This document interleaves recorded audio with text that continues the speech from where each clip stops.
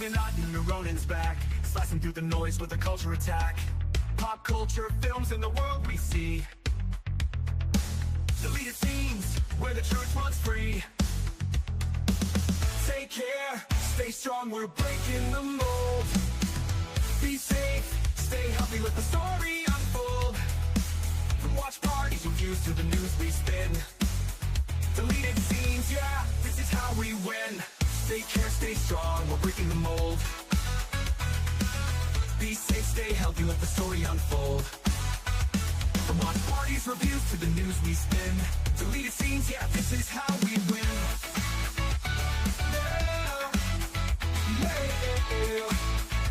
Steve out in your YouTube, bro, let's roll.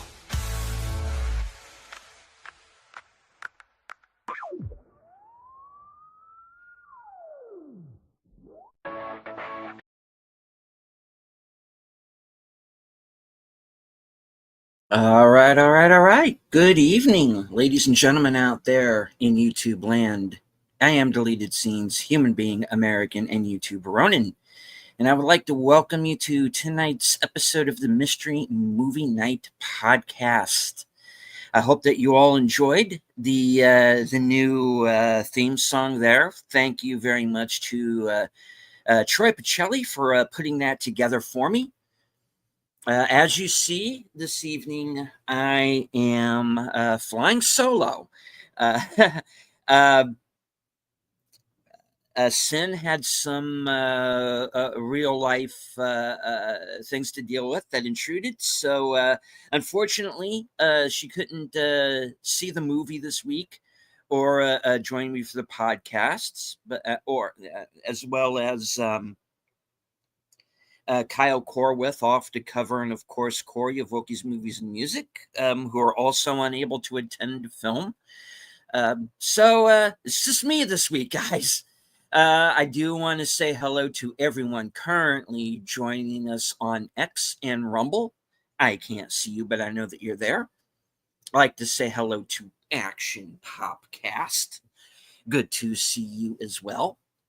All right. So let's just get down to it, shall we? This week's Mystery Movie Night. Nuremberg, starring Russell Crowe, Rami Malek, Michael Shannon, John Slattery, and, Richard E. Grant, and many more. All right, this was written for the screen and directed by James Vanderbilt, and was based on the novel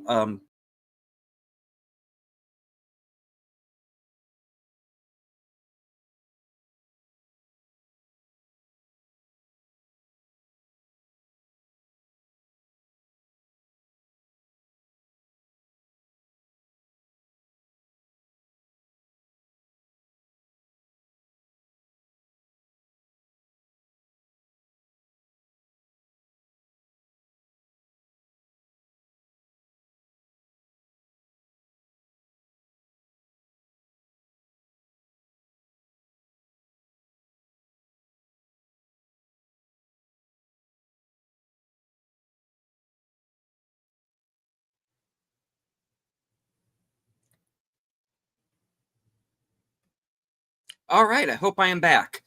All right, it is based on the novel called The Nazi and the Psychiatrist by Joe L. Hall, I think, something like that. I might be wrong about the name. Apologies. So, Nuremberg has been depicted. The Nuremberg trials have been depicted on screen several times before. The most famous one being in 1961 with the film Judgment at Nuremberg, starring Spencer Tracy, Burt Lancaster, a pre-Hogan's Heroes Warner Klemperer, Maximilian Schell, who I believe was Oscar nominated, may even have won for that film. And a young William Shatner, who pre-Star Trek. And that film went on to win the Academy Award that year. And this is definitely a film that is intended to do the same. I hesitate going so far as to call it Oscar bait. It kind of is. I'll be honest. This is an interesting film. I went into it believing that the focus was going to be on the court case, much as the other versions of the film, of this event, not of the film, obviously, of this event. And but it isn't, it is really the relationship that builds between Hermann Goering, who is Hitler's second in command, played here by Russell Crowe, and the army psychiatrist that is assigned to him, who is Robert Kelly, who's played by Rami Malek. And hello to Corey, Wookiees Movies and Music. Good to see you. All right, now the story, of course, takes place post-war, 1946-47. And it's really kind of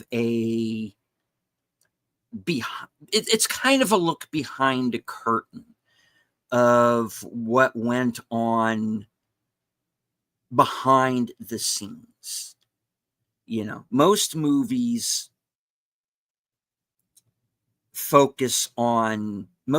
about Nuremberg focus on the trials themselves. This really doesn't. This is really kind of a peek behind the curtain of all of the kind of the machinations that were going on, and all, some of the legal wrangling.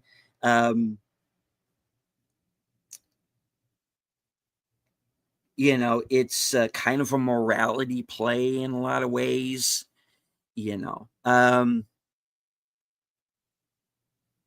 I'll tell you I'll do it this way. I'll tell you the pros and the cons. And hello to the bird woman of YouTube, Connie Cleary. All right, so I'll tell you first the pros.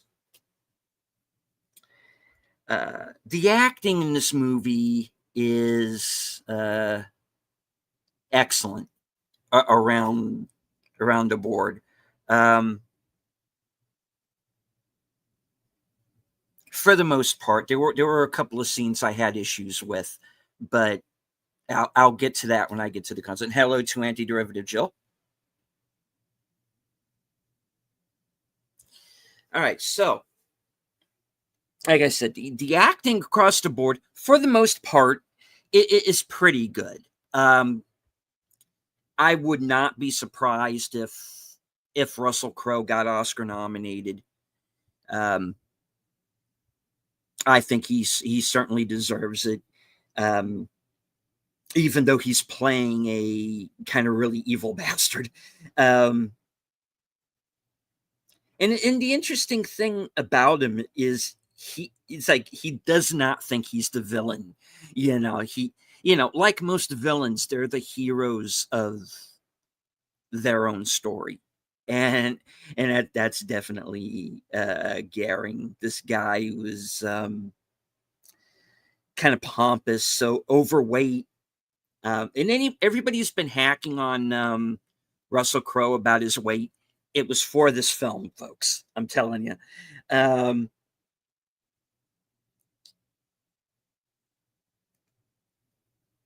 So he's pompous, he's overweight, he's on drugs, you know, um, he's taking these pills that he says are he keeps claiming are for his heart, and no, it's got a little out of control, dude. Um, this guy who believes that he's innocent, that he has done nothing wrong. He's kind of he's the very definition of that. I was just following orders. you know, 6 million people died. I didn't notice at all. That's literally what he's saying throughout. So very early on, they assign a doctor to him, Robert Kelly, who, as I said, is played by Remy Malik. And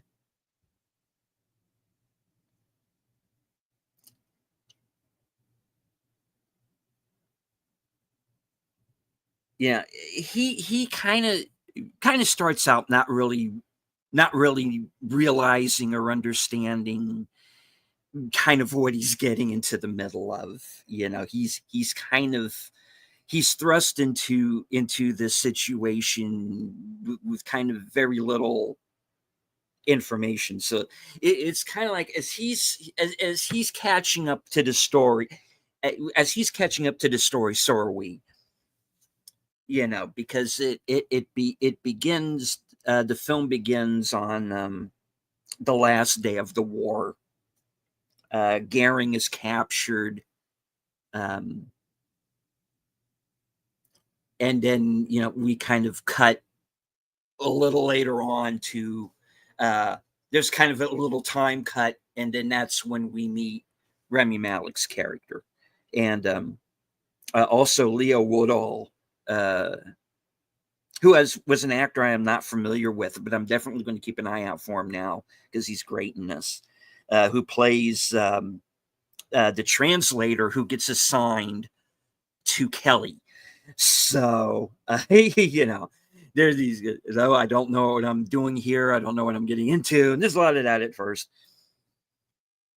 And then they get to the commandant of the prison where the Nazi war criminals have been taken. There's 27 of them in all. There's of course Goering, Rudolf Hess, and you also as well as Straker, who was the camp commandant of Auschwitz, and when it comes to the Germans, the film basically focuses on those three, and you don't really find out a whole lot about the rest.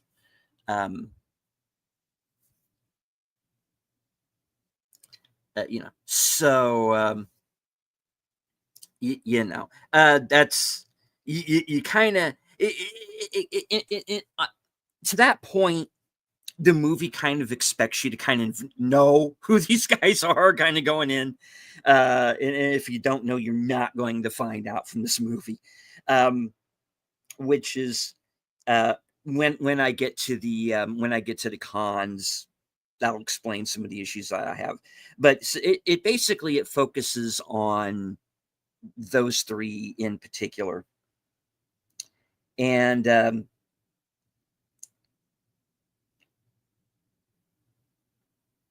so basically you have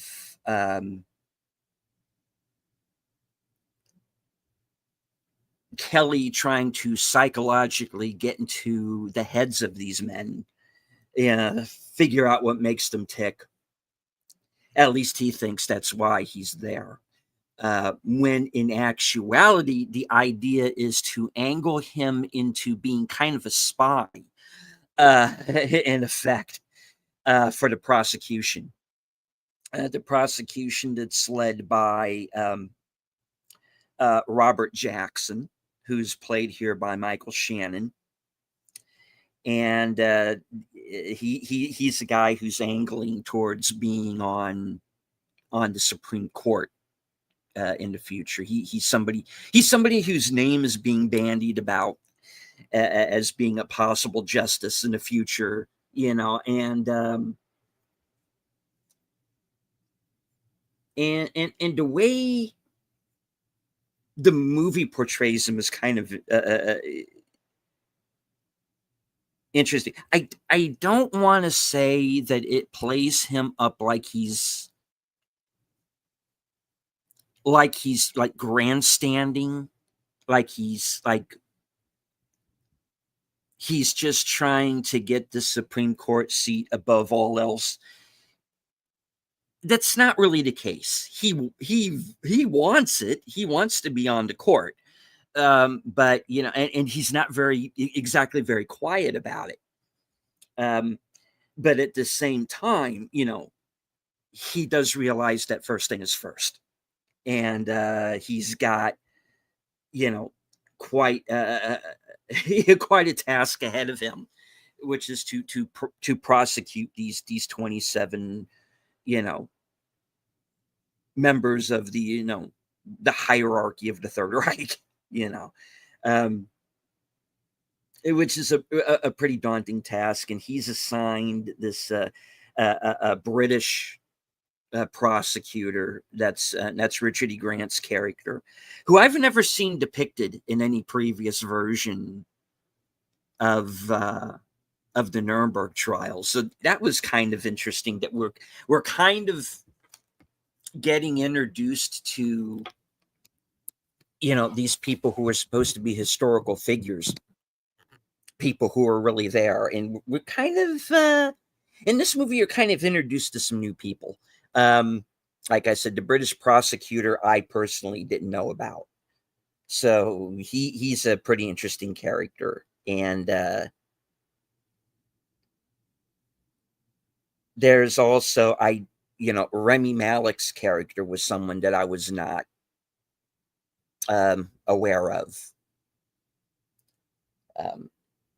And when you get to the closing moments of the film, which I don't want to give away, this will be non-spoiler, folks. So far, everything I've told you is like first 15 minutes. Once you get to the closing moments of the movie, you kind of realize why this guy has kind of been lost at the history. So basically, the first half of the film is Kelly trying to get inside the heads of these men, figure them out, what makes them tick, all the shrinky things. And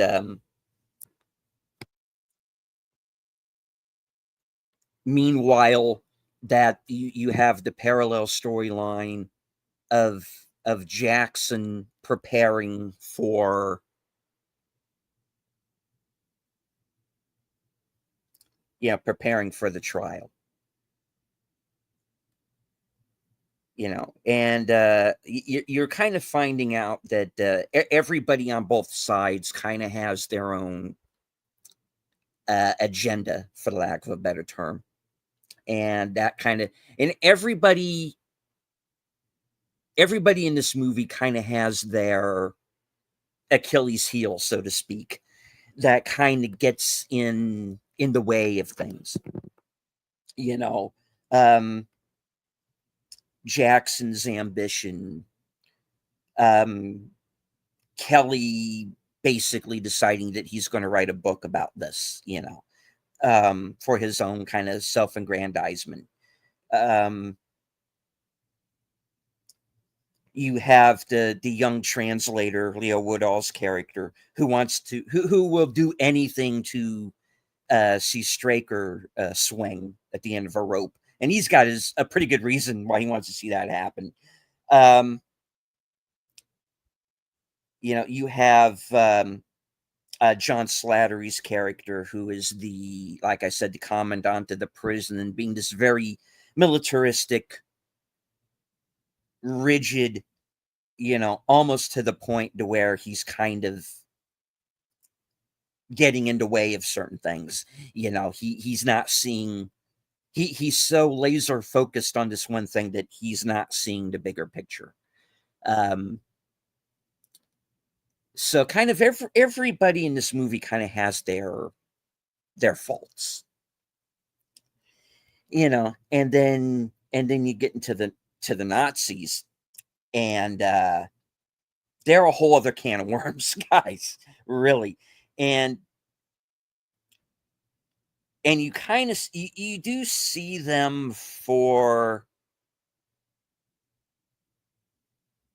the monsters that they are, even though they kind of cloak themselves in being this very kind of, oh, we're the best of Germany, and you know we're the cocks of the walk, so to speak. And that facade starts to come down as the film goes on. And no, you may not realize it, but you guys are monsters. um so the one who carries it so well is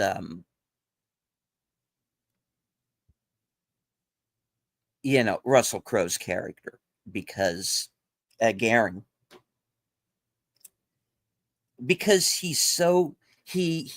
is so kind of charismatic, and when he's talking, he has these kind of long conversations with Kelly. You almost start to kind of buy into his rap a little bit of, oh, I didn't know anything about it, and oh, this was all done behind my back. And there's that blip of a nanosecond where you almost want to believe him. But obviously, you no, you can't, you know because he gets defeated by history in a way. um so they're pretty good performances all the way around. You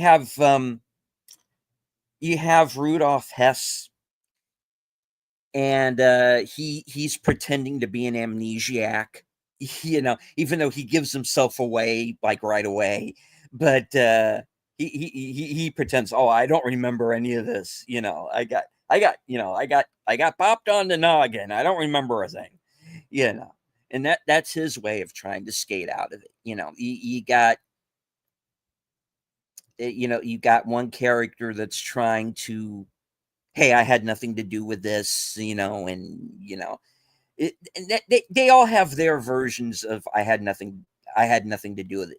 The only one who's kind of upfront and like, oh, hell yeah, I did it, was the guy who, Straker, who's the commandant of Auschwitz. He does not deny a thing. He's a real bastard through most of the movie. He's the one guy that you do want to punch. Um, until Colin Hanks' character shows up. And oh yeah, by the way, Colin Hanks is in this movie. um, when the army decides that Kelly has gotten maybe a little too close to Goering, um, which is kind of true. He kind of has, because he starts to act as a go between Goering and his family. You do meet Goering's wife and daughter during the course of this thing, and the wife is a devoted wife, and the daughter has no clue what the hell is going on. She just sees her father, you know.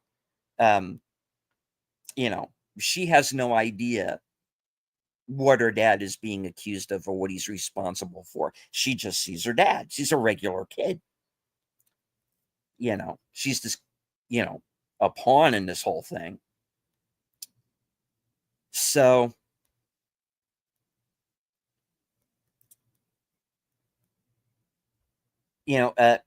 Kelly starts taking letters back and forth from Garing to the wife and back, and eventually, that gets found out.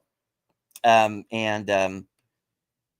Colin Hanks' character, who's like this secondary psychiatrist who's brought in, because they, like I said, they think, Kelly's getting a little too close to the subject, so to speak. And he kind of spills the beans on the whole thing there, you know. And there's this whole kind of fist fight between him, and this argument that turns into a fist fight between him and Remy Malek, and it's not supposed to be funny, but it's kind of funny because you're like, oh, look who grew a pair, you know, it's kind of, I just had to get my mind around the fact that, Remy Malek and Colin Hanks are now, like swinging punches past each other's heads in this, supposed to be serious, movie. And it kind of took me out of it, to be honest. I thought that scene was kind of unintentionally funny to me, Nobody else was laughing in the theater, but I was. I kind of chuckled a bit. I'm sorry, but I did. And this movie is not without some funny dialogue. Here and there, to kind of take the tension off, because there's some pretty grim stuff in this movie. The movie is PG-13. There's not a whole lot of swearing, but you do see some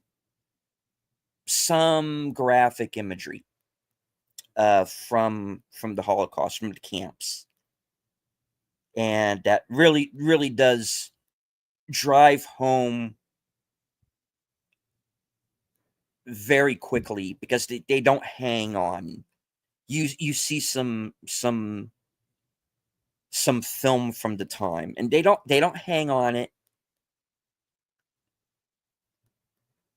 but it's there. They kind of tell you, okay, these are the stakes. These are what these people are being accused of.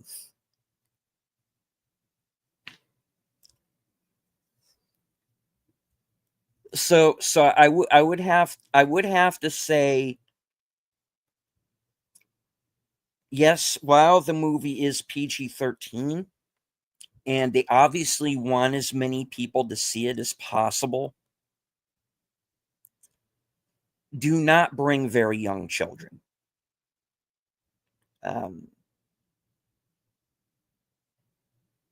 Because if they don't understand what they're seeing,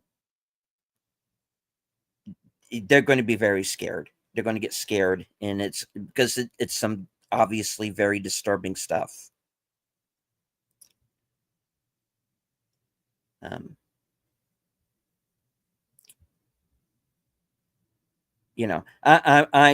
obviously it doesn't reach like Schindler's List level. It goes as far as a PG-13 can go, and it looks over the edge.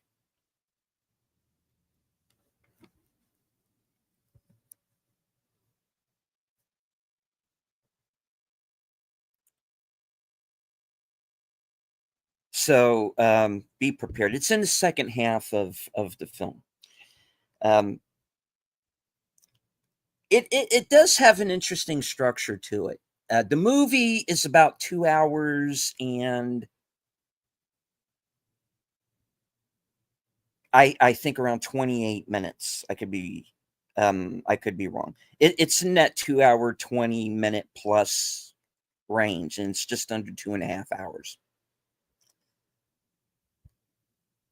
But the good news about it is it's paced pretty well.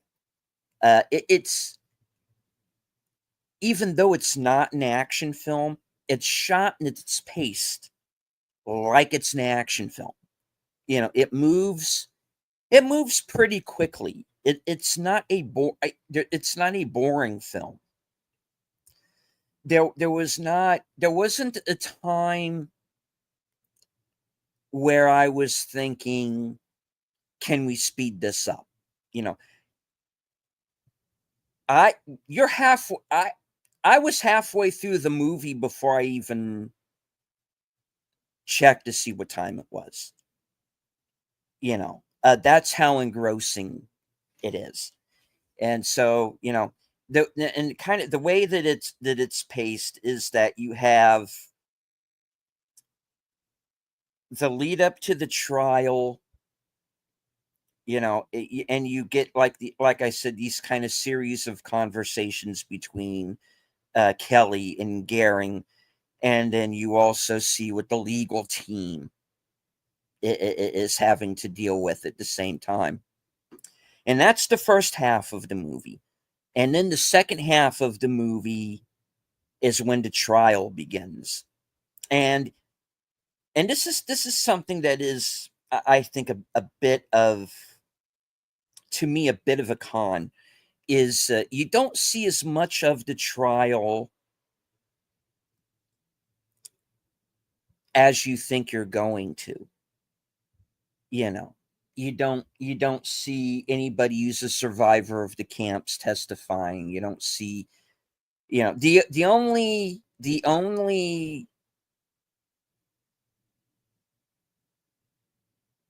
witness, quote unquote, that you get to see is Gehring, and that's mostly in the last half hour of the movie.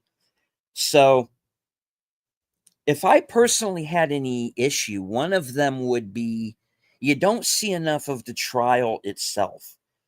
You see the lead up to it, but then you really don't see a whole lot of the trial. You see what I know, it's kind of a weird way to put it. You see what the movie wants you to see. And since the focus out of that group is on Gehring, it pretty much kind of becomes his movie. It becomes Russell Crowe's movie in a way.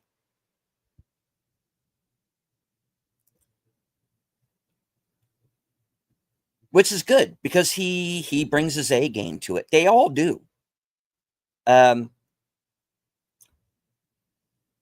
if I had any real bone to pick, and I'm not saying it's his fault. I think it's kind of the way he might have been directed.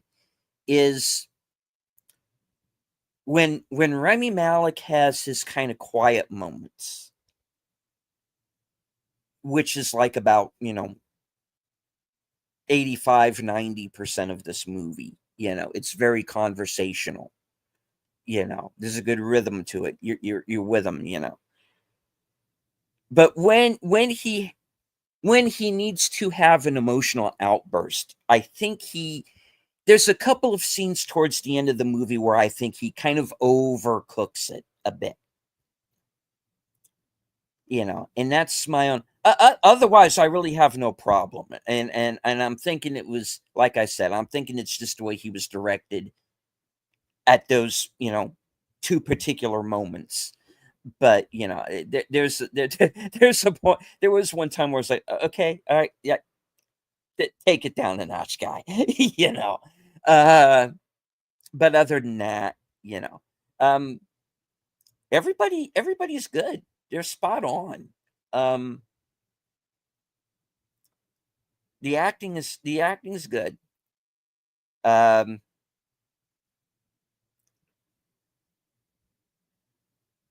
the production design is fantastic because and this is another thing I didn't know, was that they built the courtroom from a building that had been bombed, because Nuremberg was basically flattened by the Allies. It's rubble. There are not very many buildings standing, like, at all. and it looks like a it kind of looks like a new kid. You know, um, Hiroshima, Nagasaki, Nuremberg. It's kind of what it looks like. It is this bombed out husk with it, like I said, just like a few buildings standing that you see anyway. And really the only real locations that you have through the bulk of the movie once you get to Nuremberg are the prison, the courtroom, um, the building that Goering's wife and daughter are staying in. You get you get this kind of nightclub that they managed to get up and running, and then you get the train station, and that's pretty much it as far as locations, and which kind of leads to this sort of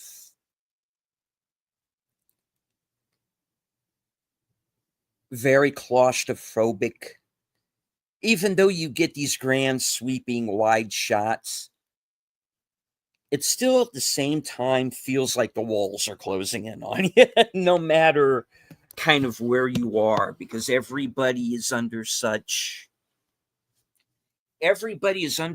tension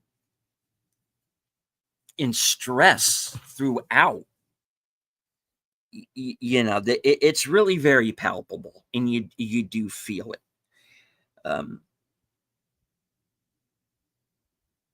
So I like the production design quite a bit, and the whole progression of how the courthouse is being built. It's shot very well. It looks like a movie. It looks like a movie, and it feels like a movie. And you hear this phrase every once in a while. Well, that felt like a real movie. And I don't know I don't know if everybody quite understands that, but this feels like a movie made in a bygone era when they used to make epic movies like this, when they made quote unquote important movies that were made to be seen in a theater. It has that kind of feel to it. So I applaud it for that. Now I'm going to get into the cons. Now, like I said, and maybe, and the reason why I kind of give this one a bit of a pass is because I was kind of expecting more courthouse and not a character drama. So yeah, I went in expecting to see more of the courtroom stuff than we actually get. Like I said, a lot of it is, it's all in the second half, and a few scenes, and then basically like the last half hour.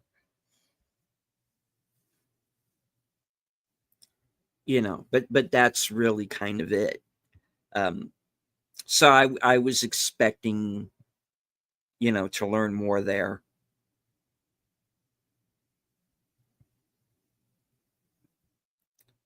I mean, you get the sense of who's being accused of doing what and who's responsible for this or that. But, I was expecting them to maybe go into a little bit more detail, and they don't go there.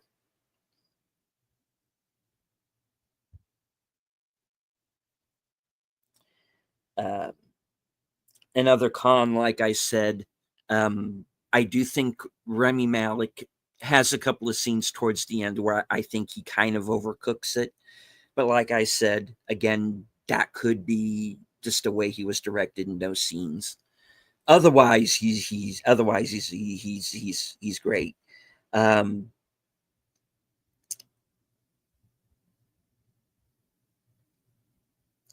Now I'm going to go into where I think some of the 2025 politics begin to find their way into the movie.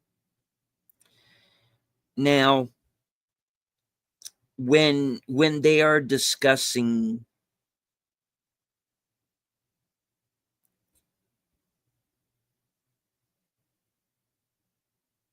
what the Nazis actually did with the Jews and all the wording that they kind of used, the whole thing, the final solution and all this. They keep harping on the word deportation. You know, and Goering says it throughout the film, and it's like, oh, we were just trying to deport the Jews, we were evacuating them, and they keep hitting on that word, deportation, deportation, deportation, and it's like, okay, we get the point, I see what you're trying to say, movie. Enough, thank you. I'm aware it's 2025. We're talking about 1947 right now. Can we go back, please? um there's that, and there's another scene uh with Kelly where and this is late in the film, and he's being interviewed for on this radio program, and this is after his character has written his book, and he has the line,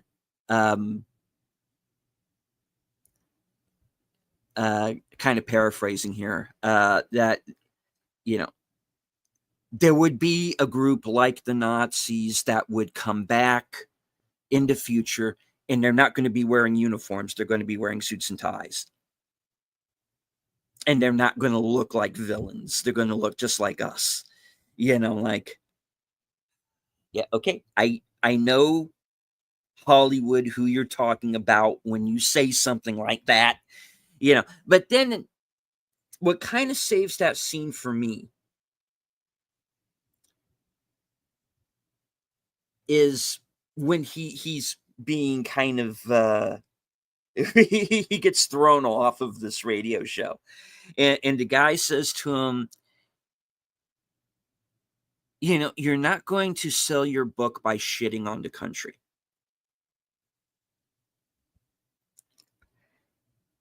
And he's supposed to be the bad guy for saying that, but I'm like, no, he's absolutely right. You're not going to get anywhere doing that.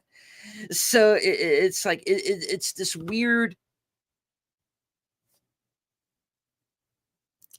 kind of backhanded bit, and I don't want to say that it took me out of the movie. I am recommending the movie, because the faults that I do have with it, the cons are outweighed by the pros. I'll give you, I'll give it that. I'm just teetering between, should you see this in theaters, or should you just wait and rent it? Because like I said, it is a movie that was made to be on the big screen. It does have this epic scope to it. It moves very quickly for a 2 hour and 20, almost 2.5 hour film. But I did have these issues with it. And you know, and that is what it is. You know, um, but otherwise, it is a very interesting film. It's fast paced. I didn't feel like I wasted my time watching it. You know, I do wish that the movie had had time to focus on certain things, but that wasn't the story they were trying to tell. You know, and I think that's something that shouldn't necessarily be held against a movie because I went in expecting a different film and kind of got something that was a little bit deeper. Um, so I can't fault it for that. This is a movie that swings for the fences, and whether or not anyone goes to see it in theaters, I think it's going to be a word of mouth movie because I don't know how many people would go to see it now. There was a time where this would have been the movie that all of the critics would have loved it. In you would have the 30-second commercials where you see all the blurbs by all the top quote unquote top critics, you know. Um, and it would be, the big message film, at the Oscars, that year.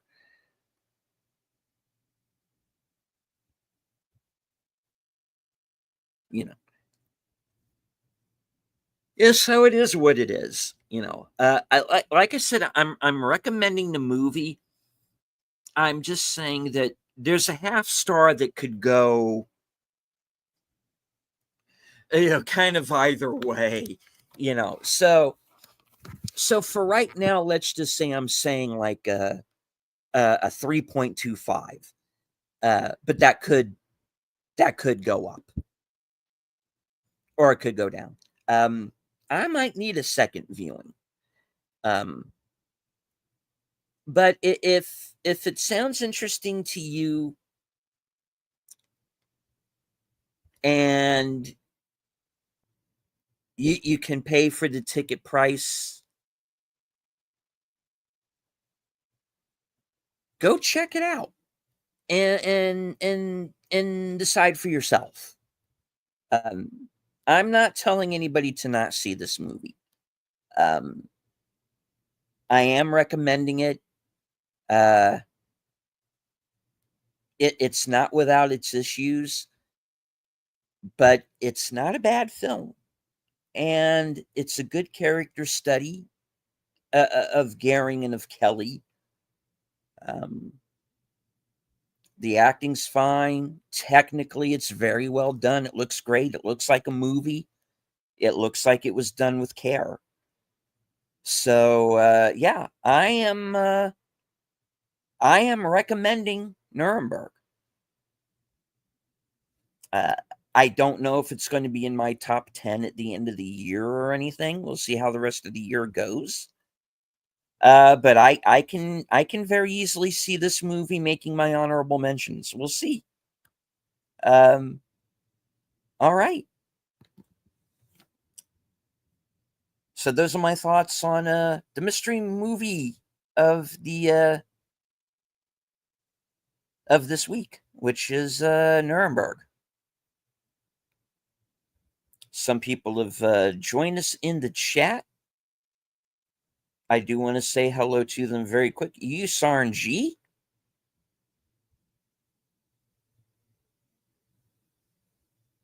AJ Star Hikers Willis.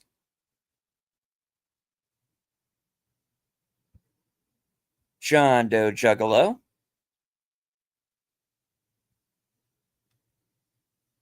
Channel member JPRPH1.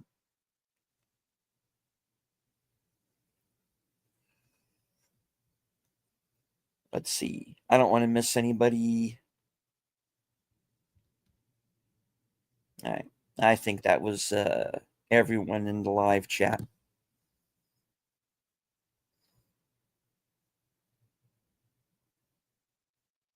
All right.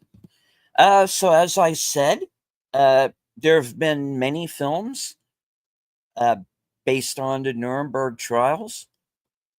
What was your favorite? Was it this movie? Was it Judgment at Nuremberg? Was it the TNT miniseries with Alec Baldwin and Brian Cox? Let me know in the comment section of this video. All right, I do want to remind everyone that right after this program has concluded, you will be automatically redirected to my program live from Sparkwood in 21. I'll be joined by Aged Boomer, Natters Network, and Troy Pacelli as we watch Dynamic 01, David Lynch's Dynamic 01, the part 2 from last week. And of course, also stay after that for the next episode of Blake 7.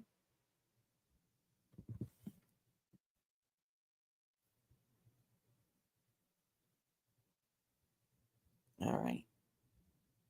Oh, yes. Sorry. Enigma Severus in the house as well. My partner in crime, the toxic gunslinger himself, Outlaw Bill. I am going to be joining Bill this Saturday at 4:30 p.m. for a special edition of Action Theater, and we are going to be watching Sky Captain and the World of Tomorrow.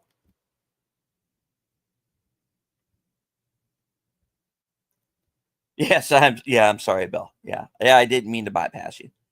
Yep. And of course, everybody wish Bill a happy birthday. He turned 53 this past weekend.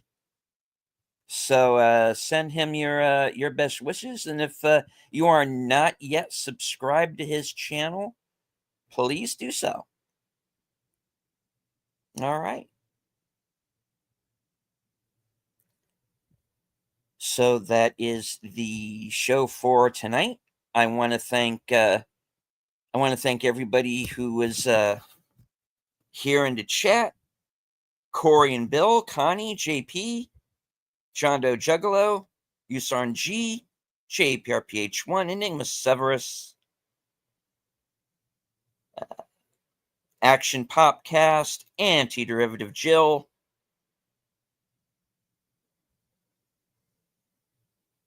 all right. I don't think I missed anybody. If I did, I apologize profusely. All right. There is supposed to be one more mystery movie night next week. Hopefully, we'll have the whole group here to review that film. But this week it just get me, and it was an interesting film. And I don't think I wasted my time watching it. That, of course, was Nuremberg. Russell Crowe, Rami Malek, directed and written by James Vanderbilt.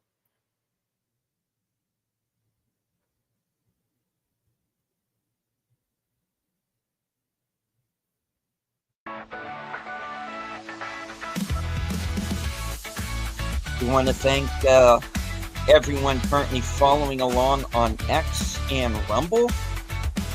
I can't see you, but I know that you're there. From HQ and all points north, south, east, west, and beyond, good night. Take care, stay strong, be safe and healthy, because this is how we win. Stay tuned for Live from Sparkwood in 21, and I'll see you there.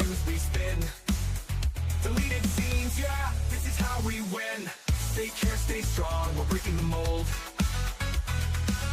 Be safe, stay healthy, let the story unfold. From watch parties, reviews, to the news we spin. Deleted scenes, yeah, this is how we win. Yeah, yeah, yeah.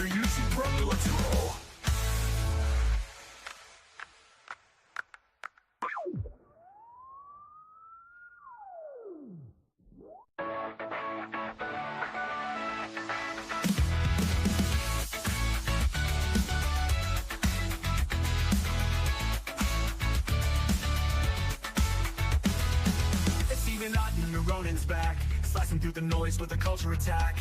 Pop culture films in the world we see. Deleted scenes where the truth runs free. Take care, stay strong, we're breaking the mold. Be safe, stay healthy, let the story unfold. From watch parties reviews to the news we spin. Deleted scenes, yeah, this is how we win. Take care, stay strong, we're breaking the mold. Be safe, stay healthy, let the story unfold. From watch parties, reviews to the news we spin. Deleted scenes, yeah, this is how we win. Yeah, yeah. Steam out on your YouTube, brother, let's roll.